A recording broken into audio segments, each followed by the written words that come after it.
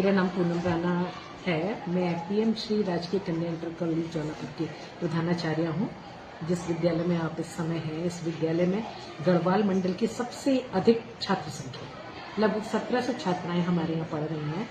और मुझे गर्व के साथ कहना पड़ रहा है कि मेरा विद्यालय गढ़वाल मंडल का सर्वश्रेष्ठ विद्यालय। सर्वश्रेष्ठ, मैं पहले भी काफी अच्छा विद्यालय चल रहा था, लेकिन लगभग विगत 5 वर्षों से, और मैं ये कहूँ जब से पीएम श्री के रूप में ये घोषित हुआ, तब से यहाँ पर विभिन्न प्रकार की सुविधाएं हमें प्राप्त हो रही हैं।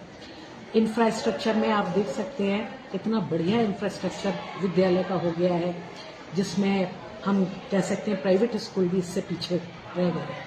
और छात्राओं को सुविधाएं भी वर्तमान सरकार में भी और पीएम श्री के रूप में भी हमें सारी सुविधाएं प्राप्त हैं, जिसमें कक्षा 8 तक के लिए बच्चों को निःशुल्क शिक्षा है, उनको मिड डे मील मिलता है, उनके लिए गणवेश बिल्कुल फ्री है, जूते बैग सब उनके लिए फ्री रहता है। और तो और जब वो बच्चे 9th में आते हैं तो उनके लिए साइकिल की सुविधा है। इसी तरीके से 10th पास करने वाले बच्चों को टैबलेट मिलता है यहाँ पर।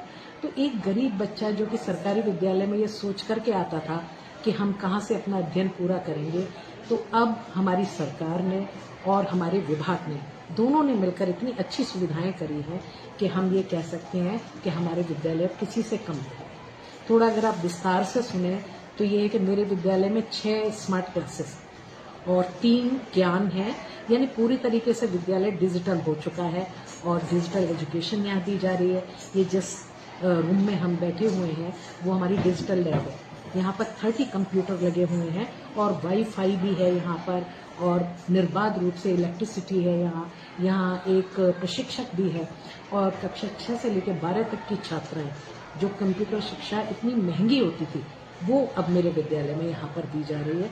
और मेरे ही नहीं, मुझे लगता है अब वो ज्यादातर विद्यालयों में, सरकारी विद्यालयों में जो कंप्यूटर शिक्षा है वो दी जा रही है। इसी तरीके से आगे भी अगर मैं और सुविधाओं की भी मैं बात कहूँ तो बच्चे जब यहाँ से पास आउट हो रहे हैं तो कन्या गौरा धन के रूप में उनको 51,000 की एफडी दी जा रही है।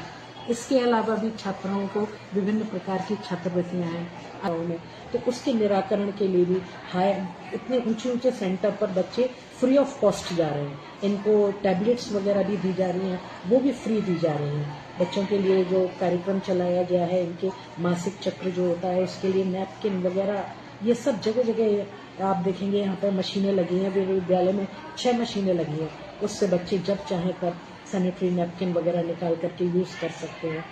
इनको समय समय पर इतना कार्यशालाएं कराई जा रही हैं। इवन इनको ही क्यों, सरकारी विद्यालय के शिक्षकों को भी कराई जा रही है, विषयगत कार्यशालाएं भी कराई जा रही हैं, उनके मानसिक विकास की कार्यशालाएं भी कराई जा रही हैं। तो पूरा जो एक सरकारी विद्यालय का परिदृश्य था वो अब चेंज हो चुका है। तो मैं ये भी कहती हूँ, और मेरे यहाँ तो आपको पता भी होगा कि एडमिशन के लिए हमें क्या करना पड़ता है, कोई ना कोई टेस्ट करना पड़ता है, क्योंकि हमारा विद्यालय में हम इतने ज्यादा बच्चों को एडमिशन नहीं दे पाते बिल्डिंग को देखते हुए। डबल पुरानी बिल्डिंग है, डबल स्टोरी नहीं हो सकती है ये, तो हमारे यहाँ लाइनें लगी रहती हैं। तो मुझे गर्व होता है कि जिस सरकारी विद्यालय में पहले अपने बच्चों को नहीं भेजते थे, वो एक उनके अंदर विश्वास आया और वो विश्वास के साथ अपने बच्चों को सरकारी विद्यालय में भेजते।